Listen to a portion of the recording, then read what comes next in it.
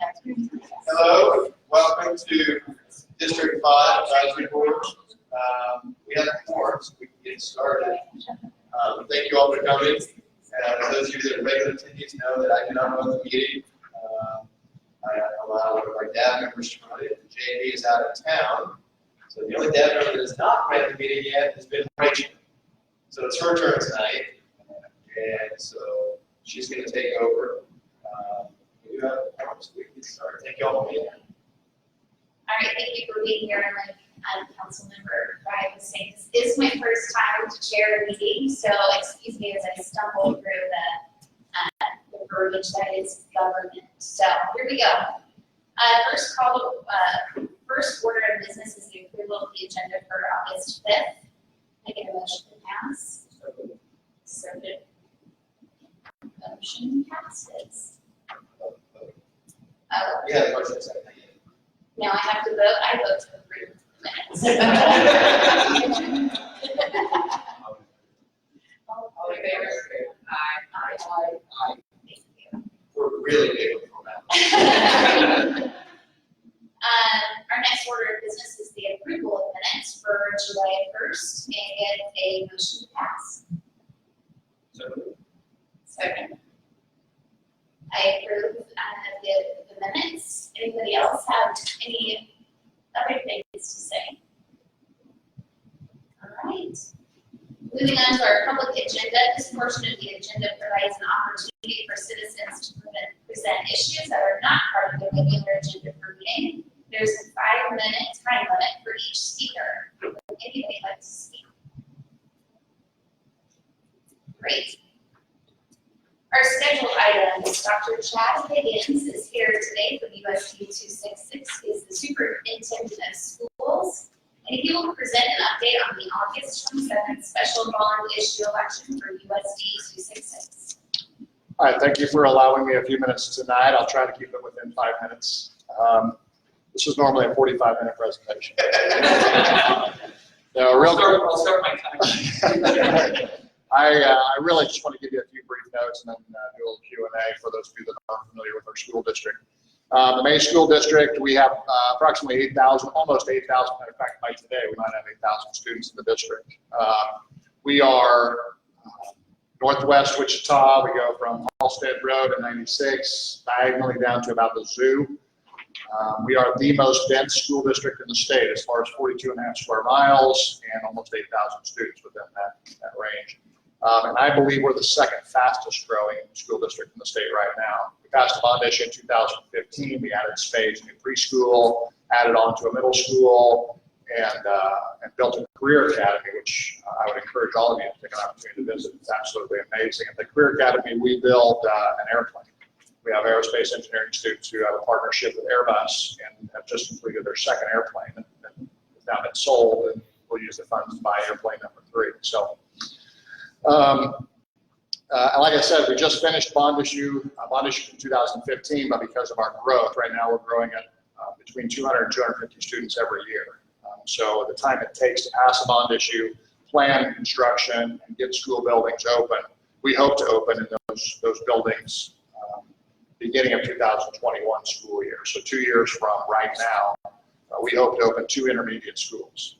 The bond issue, well, first of all, let me tell you about our growth real quick. We are at over 90% capacity in our elementary schools and our middle schools. The solution our facility planning team came up with was to build 2 intermediate schools to host 5th graders and 6th graders. Right now, all of our elementaries are K5, and our middle schools are 6 through 8. Our 2 middle schools, 6 through 8. So we intend to take the 5th graders out of the elementary, and 6th graders out of the middle school to create space in those buildings, and then have 5th and 6th graders together. 5th and 6th graders are a little bit different animal, so we'll kind of keep them contained in one building. So that'll be the major part of our initiative. We also intend to expand one of our high schools, so it's new classroom space because of their growth, and then renovate our oldest high school, improve it, and make it more efficient energy-wise. And then our second question on our bond issue is for a combination facility swimming pool / auditorium. Right now, we only have 2 performance auditoriums for 8,000 students, and we have a hard time getting our elementary middle school kids an opportunity to perform and practice in a real auditorium. So we think this additional auditorium will be ideal for our fine arts program. And then the pool will address both competition, education, special needs students. Right now, we partner with the YMCA right down the street, where our teams practice. Our special needs students use almost every day as well. It's not ideal for school environments for safety and use. This last year, we had a home meet. That was actually at one of the Wichita high schools because of the time frame we could use the Y and a prom that was already scheduled at one of our high schools. So having our own facility will be a good thing for our kids.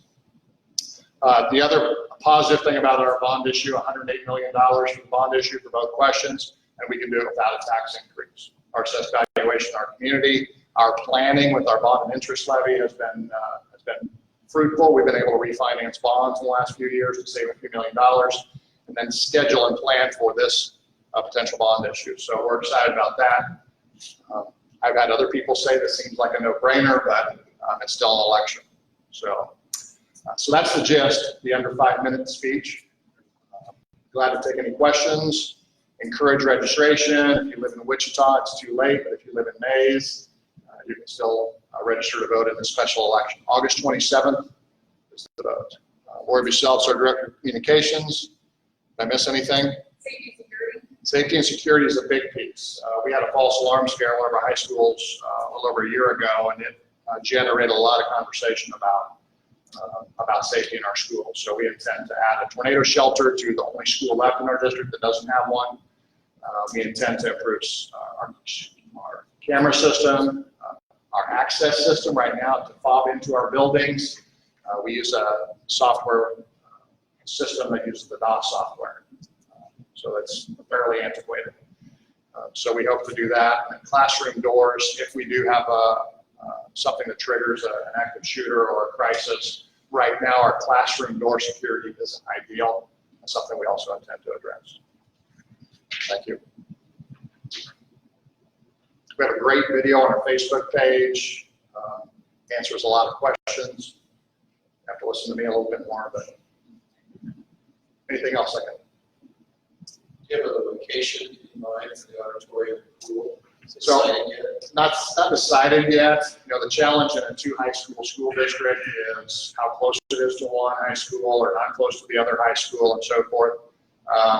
Our district owns 260 some acres west of 119th, so just up 119th, but across from our new transportation facility. Likely that will be the intermediate school that will feed Mays Middle and Mays High feeder system.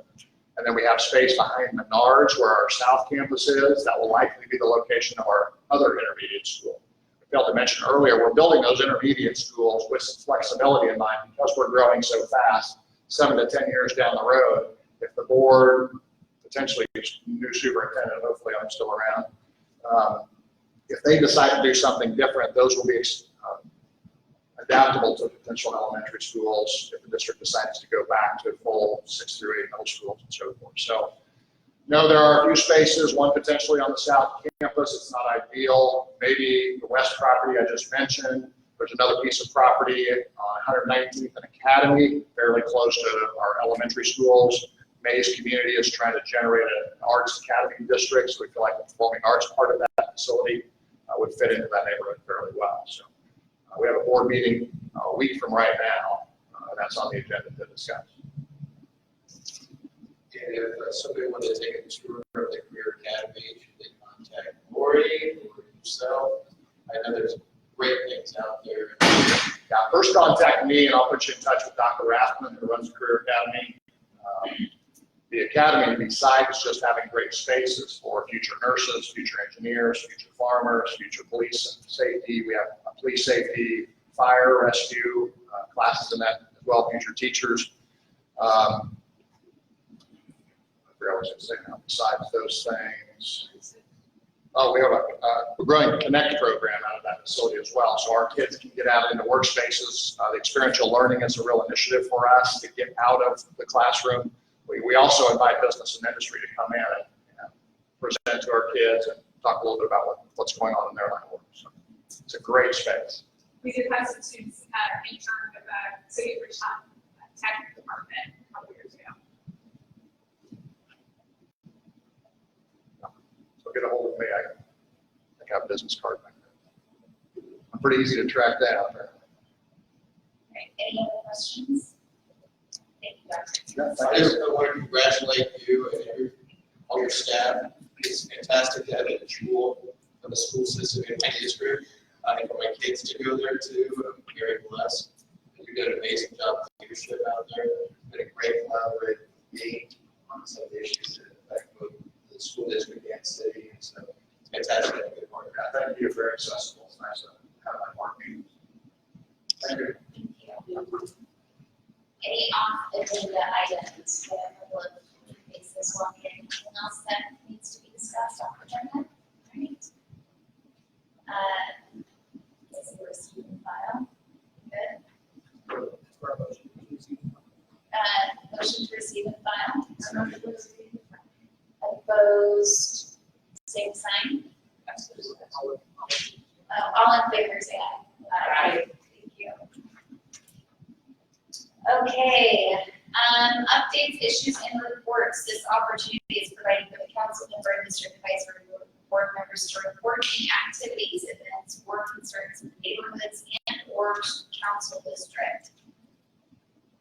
I just have a couple of quick items tonight. One, last week we launched ICT One, which is our integrated care team. This is a collaboration with Sedgwick County and ComCare, where we're doing a pilot program that involves a paramedic, a law enforcement officer, and mental health worker. And it's stationed out of Fire Station 1, which is downtown. And the whole idea is to help a lot of what we call our low acuity calls, mostly are mental health related, but instead of always sending a full fire truck or full law enforcement or paramedic, this team will be answering those calls that are more mental health related in the core area to hopefully give people the right resources instead of having to dedicate full staff. When we send out a fire truck, there's a minimum of 3 people. So that takes away from, I don't want to say real emergencies, but fire emergencies or car accidents, when sometimes it's just somebody needing to get the right care. Early results are very encouraging. We're doing this with existing staff resources, so we're not adding any cost to it. It's a pilot that operates Tuesday, Wednesday, Thursday, Friday for 10 hours. That's when we determine when those calls are the most critical right now, the most need. After 90 days, if this program has merit to continue, we'll be able to work that into the budget already. So it's an innovative approach. The whole idea is to cut down on man hours for law enforcement and fire. And everyone came together to make this work. And it's pretty exciting to see.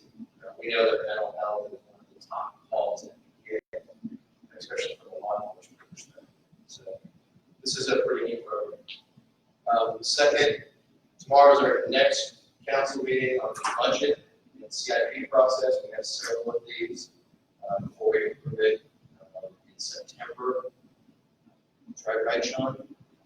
We approve on August 13th. August 13th. So we have this week and next week. Yes, thank you. So tomorrow is a public forum, a council meeting, we can comment on the budget and see where we're at. I think we've got a couple of ideas that we've talked about that we might be able to add additional police officers above and beyond what we have budgeted now. And that we're going to talk about that tomorrow, maybe 10 more officers that we don't have currently. So that's something we're going to discuss tomorrow. Any other comments from the public that we get? Same with the CIP. Get ready to initiate some big projects on the CIP. Exciting stuff. So, I don't know if you all had a chance to look at the budget since last or had any comments or thoughts, but yeah, tomorrow's another opportunity.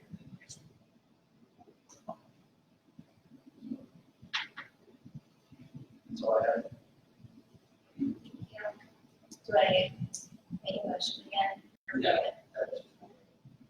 Just FYI. Yep. All right, staff reports, fire department.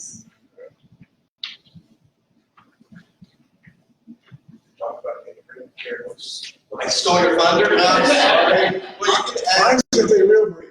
add detail. You stole mine, so. So, we'll go over a few, my name's Ken Austin, captain here at Fire Station 21. In the last month here in District 5, we made District 5, we made 7 fire alarms. It says 26 service alarms, 246 medical calls for a total of 279 alarms. One of the more significant fires was over on West 20th Street Circle, where there was fire damage in front of the garage, got into the garage, and it was a excessive storage house, so it made it really hard for us to get in there, and really, really hard for the investigators to determine the cause. They didn't have one on this paperwork as far as what the cause was, but it was really tough getting in and moving around inside that house, doing research, all that. The integrated care team, the fire chief puts out some notes, and she put these out Friday. During the first 2 days, sorry if I still don't hear you. During the first 2 days, they saw 14 different patients. 11 times out of those 14, law enforcement was freed up. We didn't need the security and all that there. 5 times fire department was turned around. And 6 of those times EMS was turned around. So it is helping keeping the public service out and the public doing their stuff. The only other thing I got is the last 3 weekends, you guys probably saw the fire department out collecting for Salvation Army. And she gave us kudos on her little newsletter here. Between November last year and or last weekend, we collected like $37,000 for Salvation Army. And we just go out there and stand there. You guys are the ones that donate, so give yourselves some time for that. So that's all I got. So any questions for the fire department? I like your terminology, excessive storage.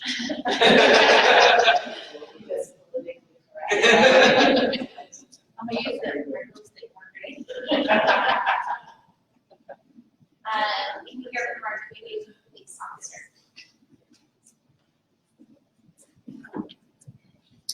I'm Officer Robin Dowdy. I'm the community police officer for 199 Beat.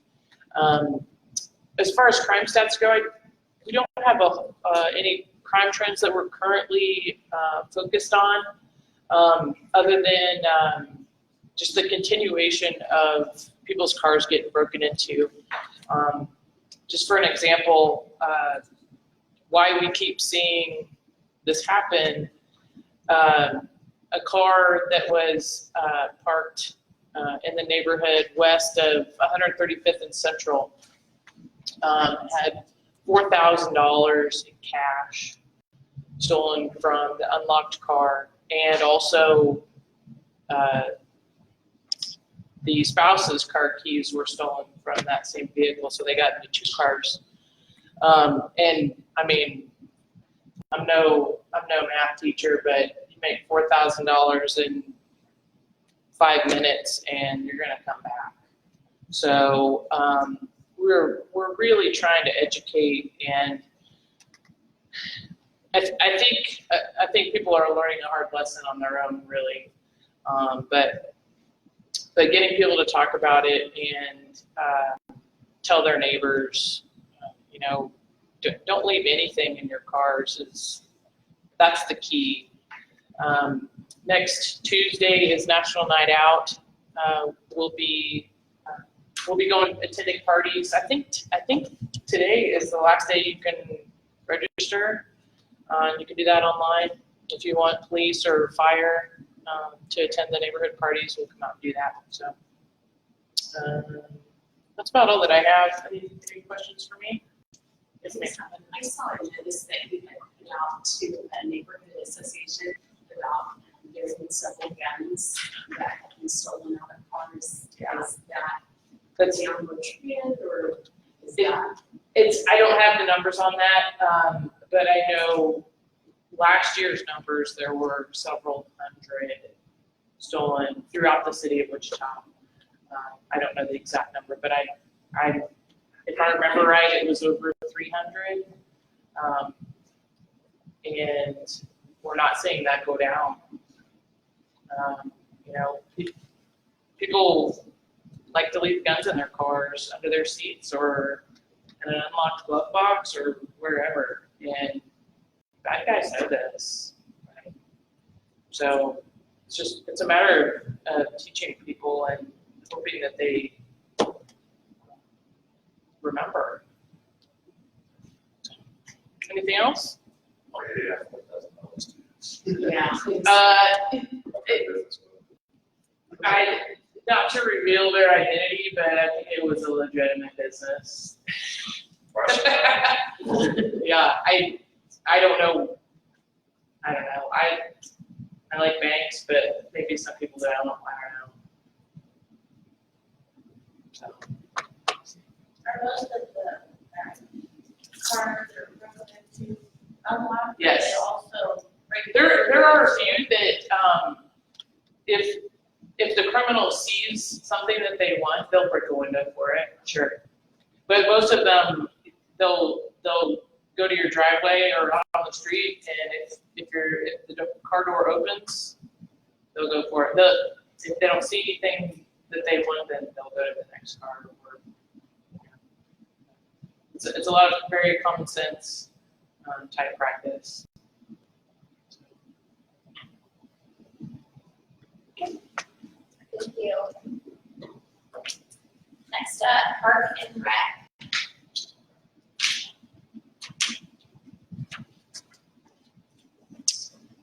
Good evening, David McGuire with Park and Recreation Department. So yes, National Night Out is coming, and there's going to be parties in about 20 of our parks. So we're getting parks mowed up and looking good, and planning for those events to happen. So we're excited about that.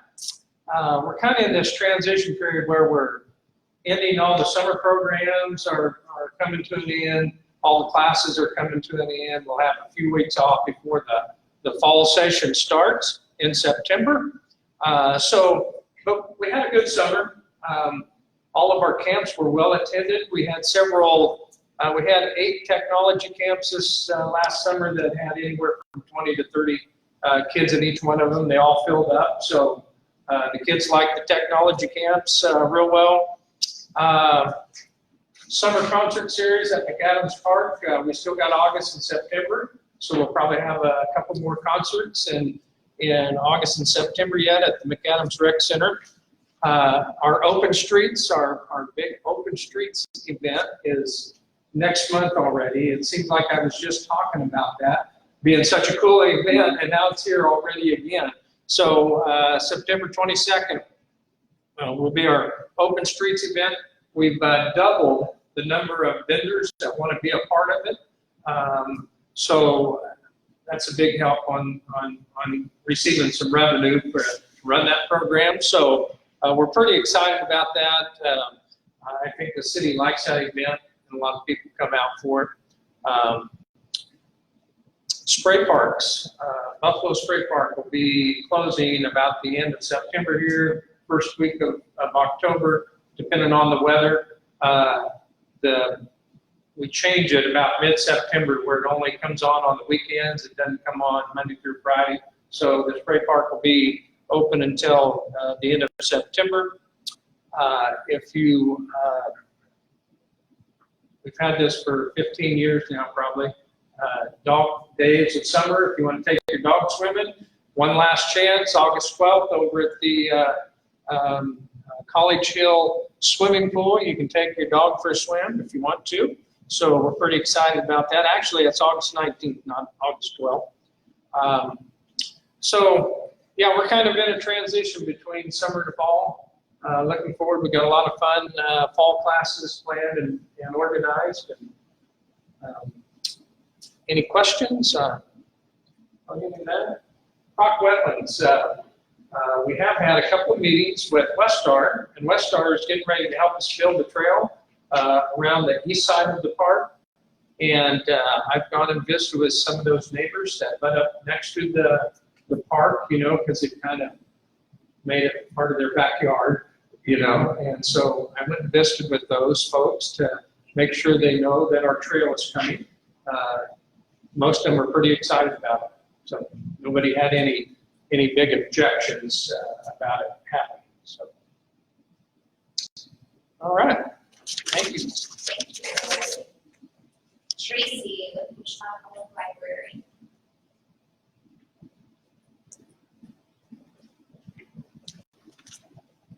Hi, I'm Tracy Partridge. I'm the manager of the Westlake Branch Library, and it's always great to be here. The first thing I wanted to talk with you about is our summer reading programs. We actually concluded them on July 26th. Our summer reading program, it went from May 28th through July 26th, and I wanted to share some statistics about how successful it was. We had an awesome summer at the library.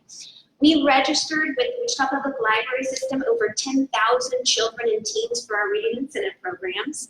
We distributed over 15,000 prizes with the Wichita Public Library System with the children that were participating.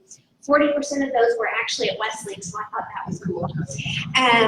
We registered over 900 children and teens for library cards during that time period. So over 900 children and teens got their first library card, which is very exciting because now they're ready to check out. We checked out over 116,000 children and teen materials with our Wichita Public Library System. So they were really reading. And the final thing is over 9,000 children and teens and adults attended the activities that we had planned for children and teens. So that's really cool. Some things that are going to be happening this month, like Parks and Rec. August is kind of a month of rest for us, which we are excited about. We can get prepped for the next season, which starts in September. But some things are still happening. Does anyone here have a lawn that needs some help? Lawn, flower beds, all of yours are pristine and they look awesome. No, thank you so much. You're not alone. Mine looks awful. I was really hoping that they didn't follow up and say you're going to come over and help. Well, what I was going to say is that you can come to our fall gardening series. Lawn care specifically is going to be the last Thursday of August at 6, from 6 to 7:30 at the Westlake Branch Library. But basically with that fall gardening series, it's happening at our Alfred Branch Library and also the Westlake Branch Library. Tuesdays at Alfred, Thursdays at Westlake from 6 to 7:30. And each week, master gardeners with the Sedgwick County Extension Office are going to offer programs for people who need help. And I get to go because I work there, but you need to come too to the lawn care one. But the next one that we're doing is actually on attracting beneficial insects. So if anybody has any interest, please come. We are also doing soil, xeriscaping, and lawn care. Those are the other topics that we're going to be doing throughout the month. Another thing that we wanted to mention is we're having an author talk and book signing at our Advanced Learning Library. That is actually on August 8th from 6 to 7. Is anyone interested in the outdoors and doing things that are like physical? And I would hope that somebody here is interested in doing something physical. Okay. Or hiking specifically, if you are. The author that we're going to have is actually Jennifer Farr Davis. She wrote The Pursuit of Endurance, and she has the overall fastest known time on the Appalachian Trail. She actually hiked 47 miles per day for 46 straight days. And she's going to talk about her experience. She's going to show slides and stories, and you can just admire what she did from the comfort of your chair. So it's going to be awesome.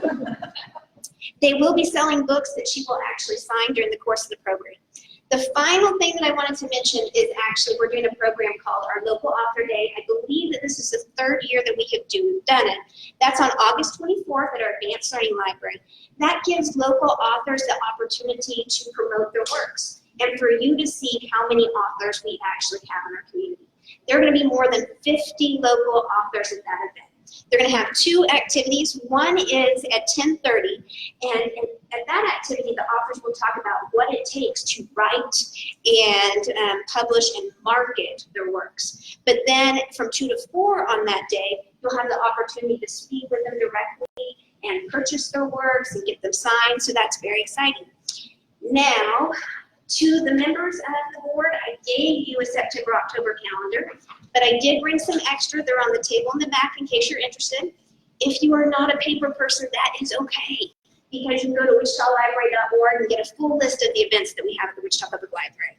And then final thing, we will be closing for 2 days at the very beginning of September. Sunday, September 1st and Monday, September 2nd, we will be closed. So don't come expecting to check out books or do anything else at the actual library. Okay? Any questions? Okay, hope to see you there. Makes me happy. It's all about my happiness. Thank you, Tracy. Thank you very much. Do we have anybody from Public Works, please? You're up.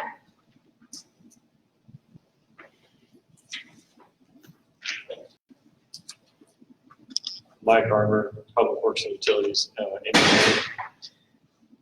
Just kind of an update on some of the projects in the district.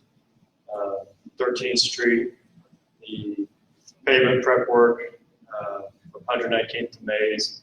I know there's some defects there, so that was put down in some extremely hot weather, so they're going to be going out. That should be curing out, and then also there's some unrelated patches that they're going to be going that were out of spec that they'll be going through there and repairing. The 2019 outsourced pavement preservation program will be starting up with a lot of prep work occurring this fall with the surfacing going on in 2020. So that's for residential streets with the microsurfacing, for the asphalt overlays on the arterial streets. That would be on Central, Shefford to Bays, and Tyler, Maple to Second. And again, prep work this fall, overlays in the spring. Crack seal, that's in progress, and the preservation seal is complete. Some projects in design, the Ridge Road sidewalk, 29th Street to 33rd is, should be getting bid here, successfully bid already, and construction should be underway here in September. 13th Street, Azure to 135th, late 2019 construction, pending an easement acquisition. 29th and Mays intersection is in the proposed CIP for construction funding in 2020. Then just a couple more, the 34th and Ridge signal request. We are still working on analysis of that. Anticipate here in a couple weeks having that analysis complete. And then the last item here, the Hoover Industrial Sanitary Sewer should have a bid opening here in a couple of weeks in mid-August. So, any questions for me on any of those projects or anything else that may be going on? No, that's beautiful. All right. Thank you. Thank you, Mike. Okay, is there a motion to receive and file? So moved. Are there any questions? All opposed, same sign. Motion carries. All right, Mr. Billmeyer, you're up. Woohoo! You're on a roll. Yeah, You're doing a well, great job. When I can get an applause for the motion carried, I went through that pretty It's seamlessly. the same PowerPoint. They asked me to show up with 2 or 3.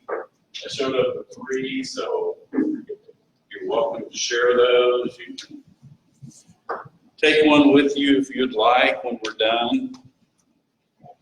Good evening. I'm honored to be here tonight. I'm Phil Meyer. I am a landscape architect here in Wichita, presently working with Baughman Company, and have been working with them since 1990. I have been involved in beautification projects in the city of Wichita for decades, is probably what I'm going to tell you. In doing beautification projects on publicly funded projects in Wichita, it's been going on for 3 decades that I know of, along with others. The manager asked, about 2.5 years ago, asked Patricia to put together a committee to look at coming up with a formalized structure for our arts program. We've never had that to date. Never have had an ordinance put in place. So several members of the design council, and I am presently chairing the design council for the city of Wichita. Several members from the arts council, Patricia, and then just some concerned citizens that have a passion for the arts. You know, we had 10 to 12 active members on this committee for the last 2+ years putting this program together. Again, it's a formalized structure of how we will fund these programs in the future.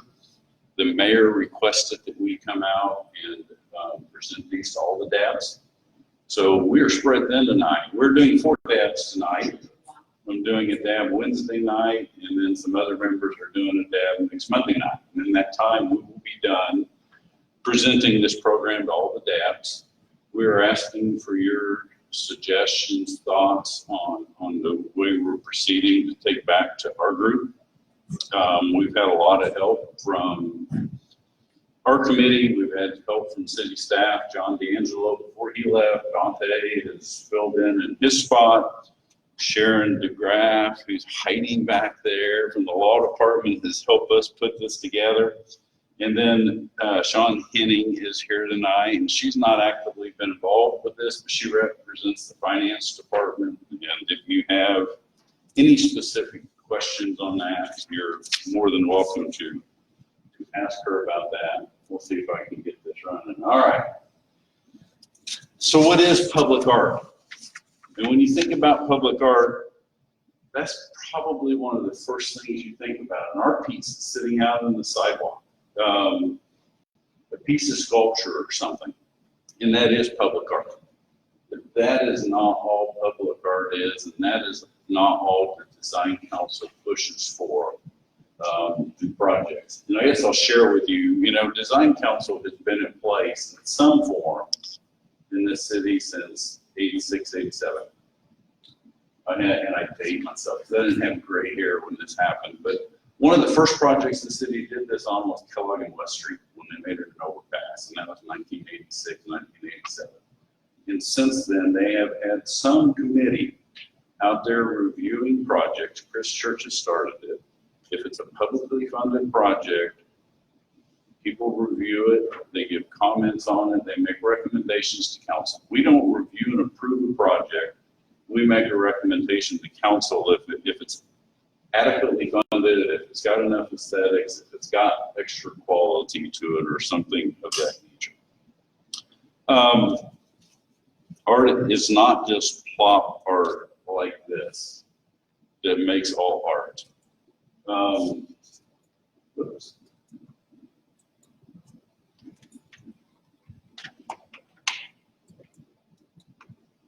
I'm not.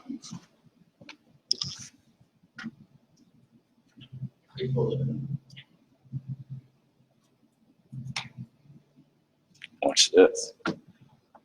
This won't help the people trying to watch me on TV, but here we go. I will dance back and forth for just a little bit. There's a lot of heat. You're going to run for me? Oh, man. The guy that will do whatever it takes, right? I appreciate that. Art in a project typically ends up in a public place that draws people. And the better projects, that's where you'll see people congregating together. There's a lot of economic benefit to aesthetically pleasing projects. And a lot of the businesses that are looking to move to this town want to know that there's stuff in this town available for their employees. And aesthetic improvements is usually on the top of their list because that's what keeps their employees happy working here. We're on a roll. So it comes in a lot of different forms. Taking my pointer reader up there in the left, the West Street Douglas Park. It can be, it's an integration of how you do the architecture and how you apply the art and how you put the two together. And all these photos you're going to see are from all over the country at different locations. A lot of them are Wichita. So Nomar is a great example of art that is aesthetically pleasing and added into the architecture. Next. I'm going to talk too much, so I'll try to be quick. East Kellogg is a great example. You go look at what I talked about at Kellogg and West Street. Look at that. Look at what we're doing on East Kellogg, and as this town grown and changed in its aesthetics approach. This one on the bottom left, the bridge over the Lark River there by what I call the lightsabers or Central McLean. That That was supposed to be a water pipe that just went across the river. That's how it started. And as everybody got together and talked about it, not only gave us a chance to create a bridge or a crosswalk, we got the water pipe across it, integrated it into it, linked both sides of the river so you can go back and forth through the area. Bottom right one, these oftentimes can be aesthetically or educational opportunities for people where we integrate art in. You know, aesthetic improvements are oftentimes the first impression you give a visitor to this town. And we try to do that out at the airport. And then as they leave the airport and drive into downtown, we have gateways and other aesthetics so that it's that first impression when people show up that we're looking to do. It allows you to create neighborhood identity. Many of our art projects give an identity to that specific neighborhood. And we ask the artists to explore and go make sure they capture that neighborhood. It's the little details and the way you set things up. You know, having to be a water pipe, but why not? Why have it come out and go right back in so they created a little bit of character for that one? And then the troll. How many people here have seen the troll down by the river? Just a little bitty piece that lots of people will encourage visitors to go walk down there and find it, look for it. I mean, it's just a little detail that adds character to stuff. So there are 350 communities in the United States that have official public art programs. 283 of those are run by a governmental agency in that community. The others are run by a nonprofit organization typically.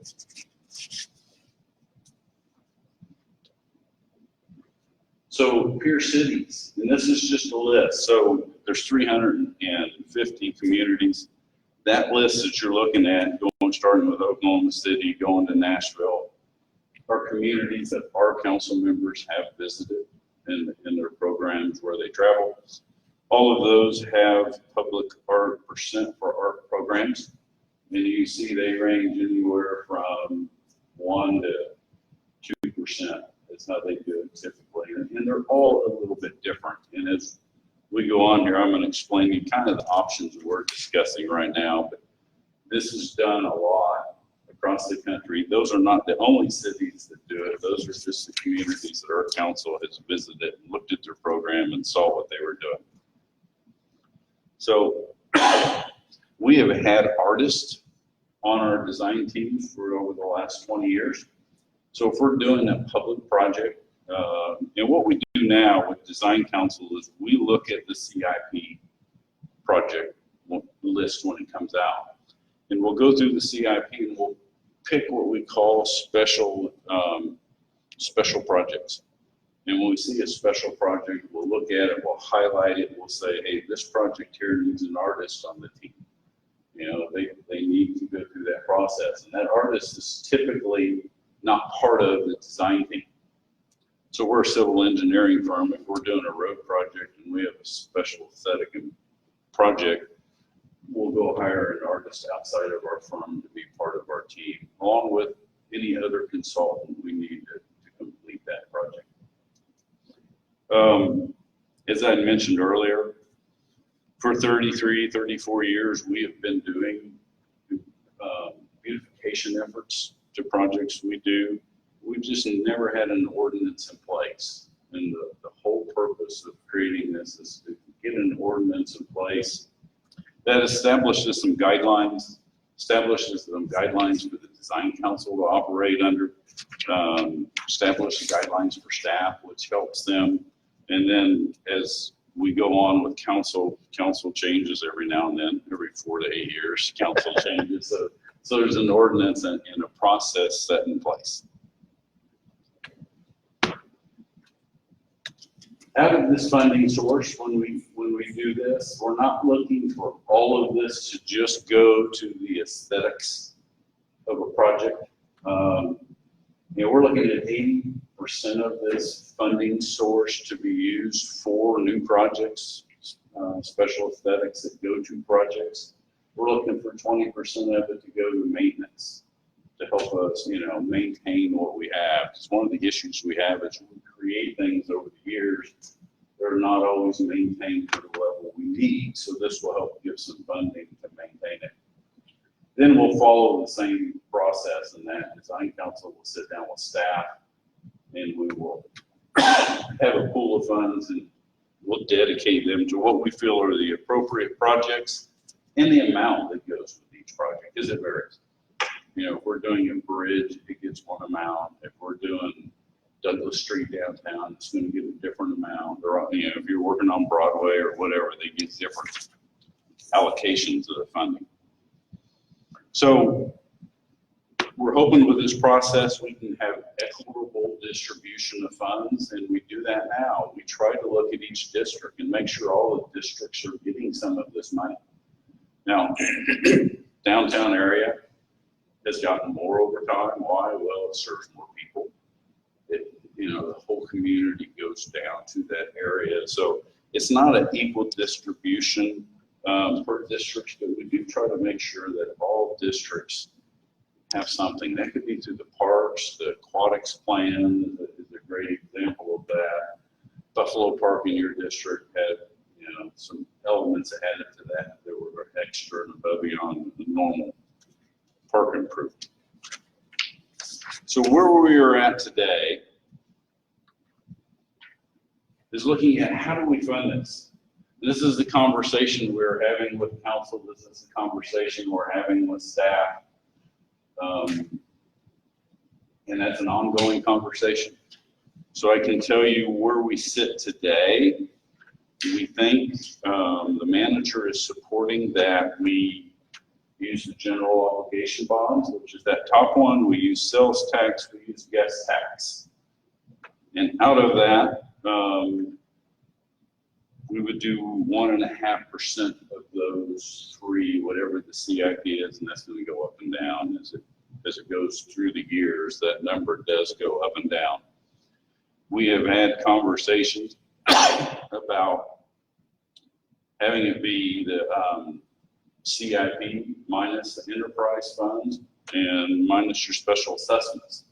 The enterprise funds are our underground utilities and stuff. Again, we get into a conversation, we're building a new water treatment plant. Some of that needs some beautification, but all the underground utilities don't. The other option that we started with was just you use the whole total CIP and you pick a percentage out of that.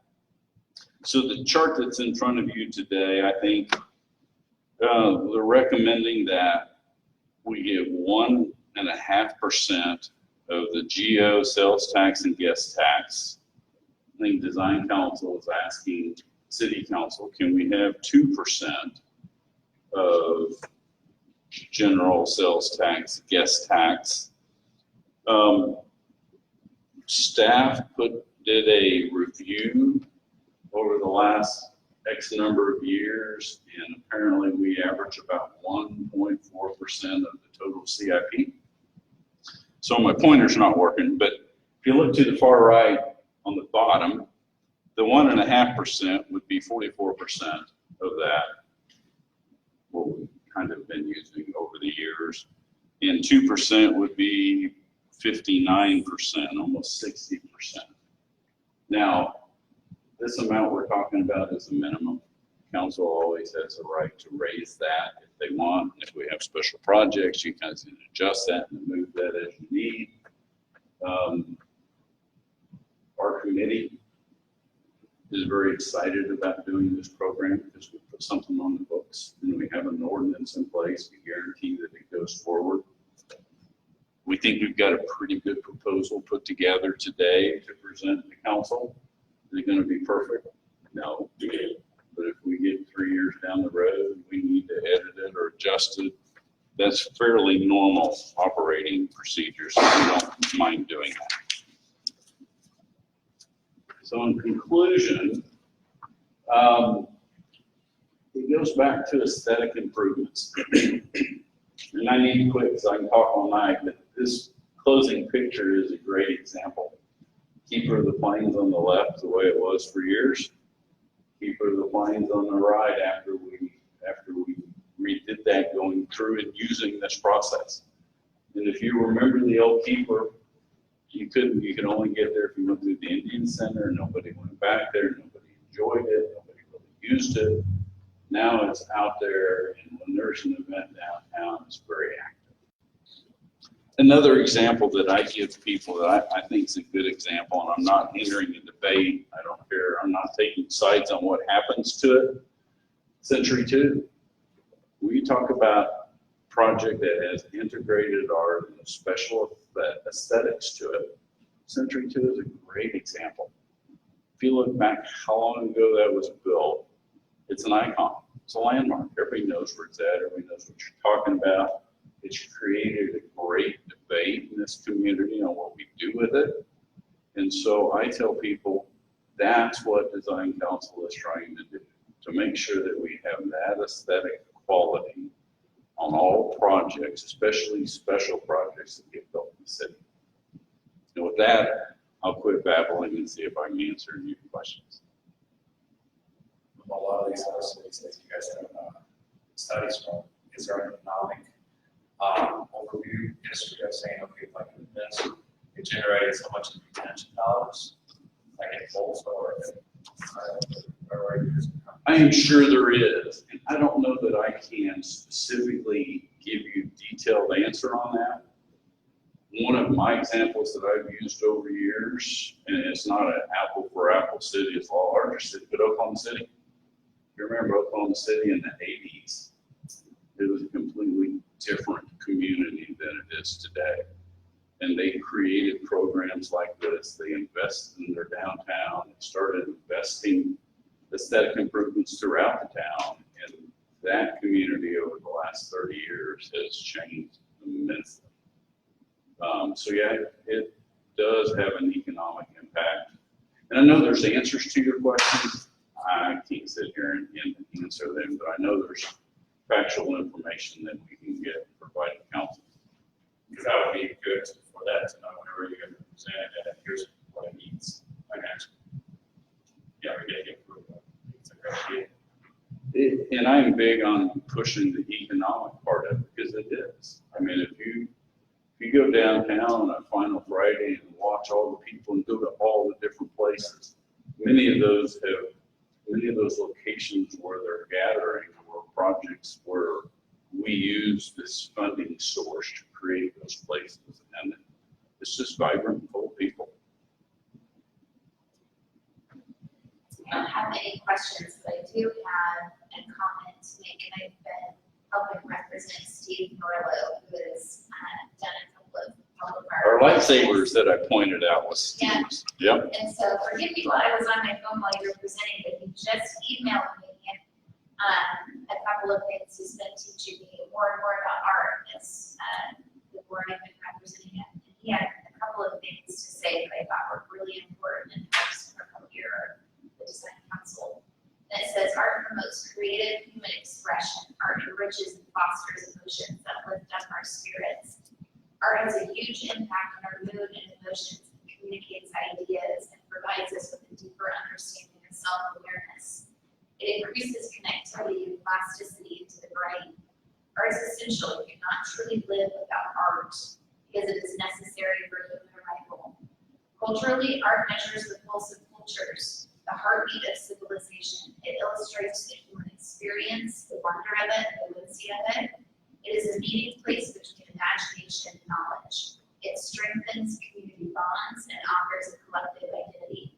Art changes a person's perspective, mood, assumptions, beliefs, and ideas. It transforms the space. No, Steve's great. Used to do a lot of these projects. We did in Central Riverside with Steve, and he added some nice elements to that part. I'm curious, thank you for providing some of these stats for the peer cities. Did you find any cities that didn't have any dedicated funding source and what they did to promote public art, or if they didn't have any at all? You know, with 350 cities having that program, there's got to be some out there, but this is my opinion because I can't speak for it. I don't know many vibrant cities that don't have an art program that we're competing in. And I've got to travel a lot lately in a lot of the cities. But Des Moines, which was on that list, is a great example. Omaha has one, another example similar to us. Lincoln has one, Albuquerque. So I was trying to run in my mind, what are cities that are Midwest in nature and that we would compete against bringing in a new business? And those are the ones that pop into my mind, and they all have those programs in place, all different levels. But. And then one of the other pieces that you talked about is, a fund to make sure that once we've invested in public art, that we have the funds to maintain that public art. What's the current process right now? I know that there was a piece that was at Zoo and Central that was damaged. Yeah. It still is. Is it still damaged? No, it's still gone. It's still gone, okay. So what's the current funding source or process for our existing public art, if it's damaged or gone? There is. Phil, I don't say it's $50,000 a year to maintain all the art we have, and if it's damaged, it comes out of that 50. Okay. That's the present program. It doesn't, yeah. It won't handle what we have, I can tell you that. I think it's very important to us that we have part of this go to maintenance, and we're good with that. And I mean, first we were like, well, we want all of it for aesthetic improvements. Then we got $50,000 number, we're like, okay, we got to take care of it. So we need to allocate some over there. We were perfectly good with that, but that's how I found out the number when we dug into it. Well, what is it?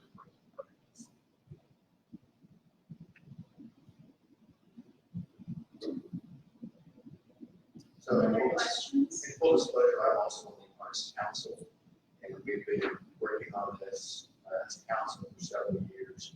As an Arts Council, we're trying to get to this point. The process we have now is not fully transparent in terms of being able to know that we're working with from an art design council. There are projects that should be coming out that should have dollars dedicated to them. And again, it's more than just art, it is design work into it so that it does look pleasing. And look, we've just been concrete freeway, right? But instead, you got these nice wave patterns that make it unique. That's just one example. Talk about things. We put a lot of thought into that design and aesthetic improvements to make sure it fit with that environment. So being able to identify a budget as we're going into the CIP that they have to dedicate to these key projects really opens that up. And we're not having to try to scramble and find out that where we realize that maybe we should put some money into it. But now it's got to come out of the infrastructure. And that's tight if we try to do the budgets. That's not fair either. So having this plan in place from the get-go will free up the design council and their recommendations on where those dollars should be spent. And again, whether outliving my time on council or any other council people we have now, we have that process in place where it's codified and we know that this is what it can be going forward. It's really the key piece of this. So. And you guys have perfect closing. What's the biggest challenge you guys are facing in addition to the budget? Education. Again, I think people just hear Poets Park, they spend a bunch of money on a sculpture piece. No, it's more than that. Again, making sure we're taking care of the pieces too. The Central and the Zoo sculpture piece, that has been down for some time. I think part of the chunk of that has come back up is the artist himself created that. It's damage beyond the source repair. Put it, fix it. So it's just kind of vacant. It's just a hole that we're talking about. But education and making sure that people are aware that it's just not throwing money at a sculpture piece. looking at how downtown has changed with our murals, our sculptures, Douglas, so the art elements, the lighting, Douglas overpass, Douglas rail overpass there. Those are things that just make it more pleasing, more enjoyable, more walkable. It gives your city character. It brings it alive in ways that it didn't imagine before. And so I think people understand that value. It's just not useful for these part of the piece. So I'll share a little. So the piece at Central and Zoo where the pole is. So when we did that originally, and that was, I think, was done at the same time as the sculpture down at Compliant. A little history for you on that. It was supposed to be, at the time, Wichita State's art class wanted to put a kinetic piece up there every year. It would change. And that was the goal, and that's what they wanted to do, and we did that. Then that lasted for about 3 years. Then the next art professor didn't want that as part of his class, doing a kinetic piece to put on top of that pole this year. So then we went with a permanent piece. And that's kind of some of the history of how that happened. But when that pole first went up, we were going to change the piece on top of it every year, and it'd always be something different for people. What are some art items that are being incorporated in the baseball stadium? That's still a work in progress. So we've identified locations and there are placeholders now for where art pieces will be. The river entrance in Center Field, there will be something there. The Maple entrance, going into the Grand Center, there will be something there. And then there's other elements, there's mural walls that have been dedicated. Still working on what those are going to look like, the artists. On the walls of the actual stadium itself? Yeah, on the inside of the food court. So there are dedicated areas reserved for eventual art. But the entire stadium has gone through the design process. Been before design council how many times? It's been there a couple times, Yeah. but it needs to come back one more. So, yeah, exactly. And they have a new updated rendering and stadium. No, but again, it's everything from landscape design, like how that all integrates with the pavilions, walkways, and so forth. The bright papers, the color of the beams, all of that has been part of the entire design process. But there will be some dedicated art pieces as well.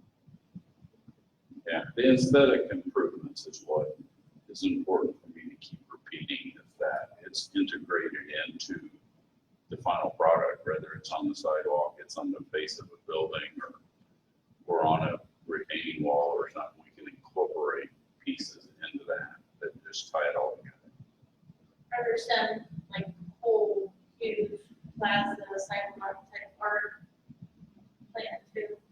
I know there's been some discussions around everything from a walk of fame, featuring some of the ABC stars, integrated great papers, different murals that we painted into it, and not straight content.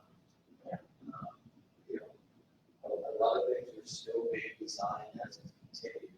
This is the progressive design build project, where as we were doing it, designing it as we go, it return.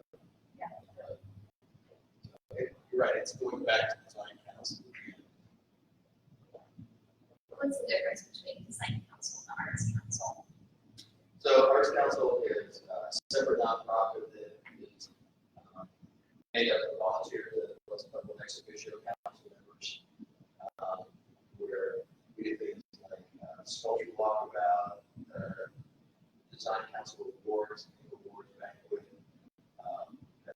shows.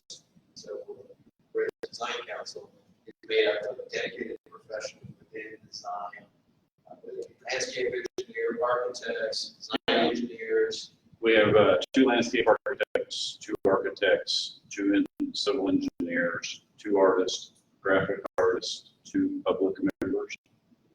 I would tell you our role is more of a review for aesthetic potential improvement.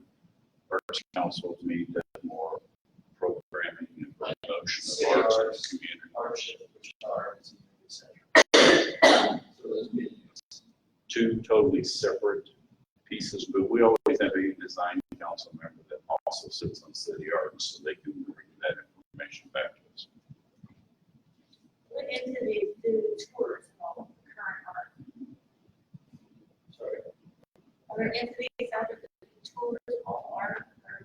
I think We just, Arts Council does the sculpture walkabout, downtown every year, I think it's in October, where all the different sculptures downtown, we program, educate, have awards for that.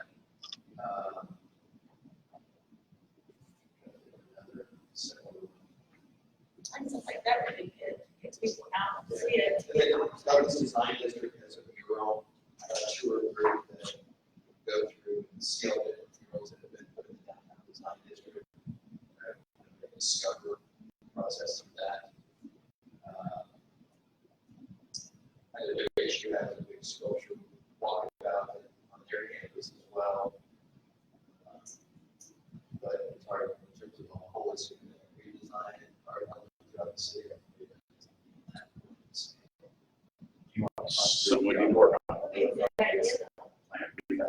promote it. Or just like a map that where there are different public arts are. This is what's up. Do they? Is it what's up? It's okay. Oh, yeah.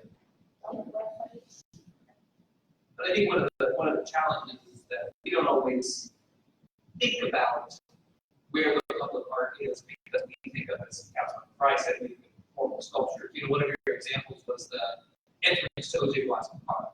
None of us would probably, you know, you said name art at O.J. Watson Park, none of us would probably think about the entrance, but it's beautifying an area that would otherwise be just a normal entrance to the park. So I think that's one of the challenges as we talk about where all this public art is throughout the city. Is that it would be difficult to pinpoint all of the different locations where design council, art council, to beautify some of these potentially mundane and everyday types of. Well, it's a great example because if we do our job right, you don't know we've been there. You just walk through and went, that was really cool. I mean, and that's what we're supposed to do. It shouldn't always be something that stands out, but something that blends in and is like to. Great example on that is our water master plan that we're working on right now. We're going to refurbish 6 pools and then build new splash pads, water playgrounds, above and beyond what a public park is. So on these pools, there's going to be a lot of infrastructure improvements to make the pool more fun. Zero depth entry, slide, climbing walls, interactive water fountains, etc. But we're also taking time to do some aesthetic improvements to the pool house, the entry and curve, so that it'll be more attractive, it'll look newer, right? So people will say, yes, the pool is great, but outside of it, I would only do it as looking different. But yet, I kind of exactly what that curve to make it look more attractive. Water playgrounds, they very integrated in design aesthetics to make them very attractive, very creative, to capture that imagination. Instead of just taking items out of a catalog and saying, yeah, that's what I want to play with. These are all going to have neat stories that tell which that fit within the environment. That is design, right? You can go take a catalog and you can slide, play around, this and that, call it water.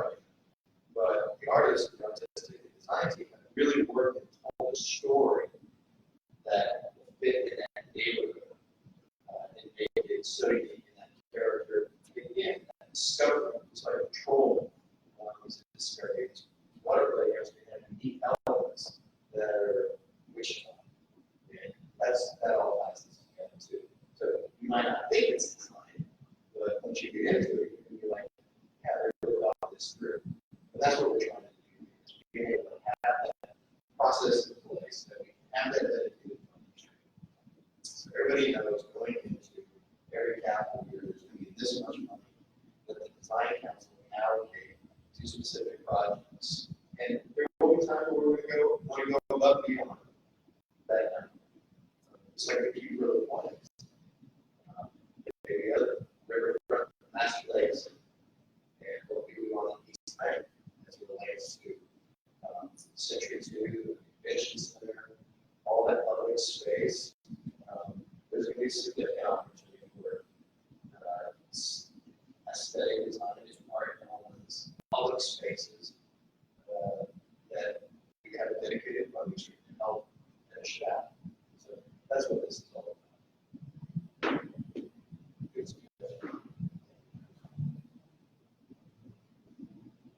All right.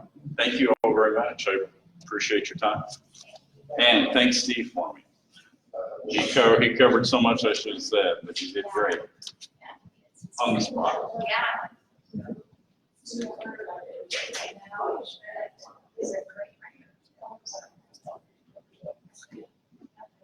We know that.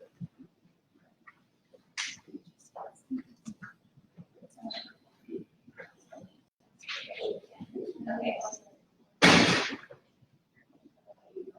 Oh, yeah. Is there a motion to adjourn? Second. There's a motion and a second. Are there any questions? All in favor say aye. Aye. All opposed, same sign. Motion carries.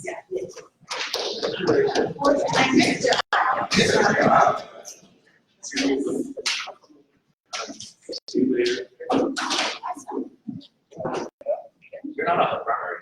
Yeah.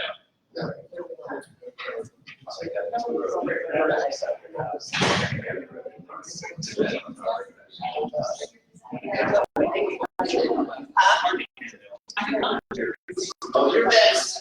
I guess I'm next.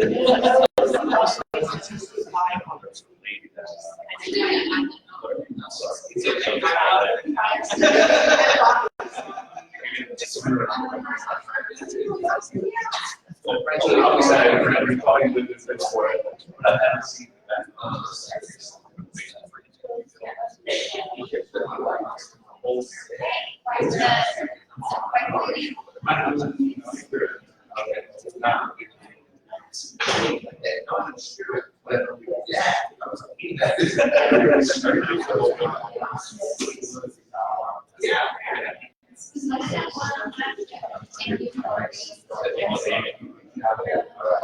Thank you, Phil. 436.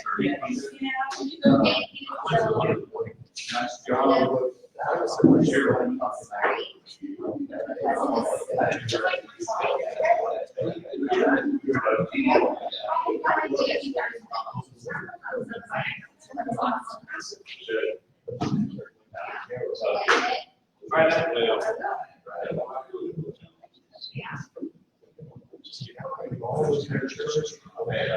Yeah.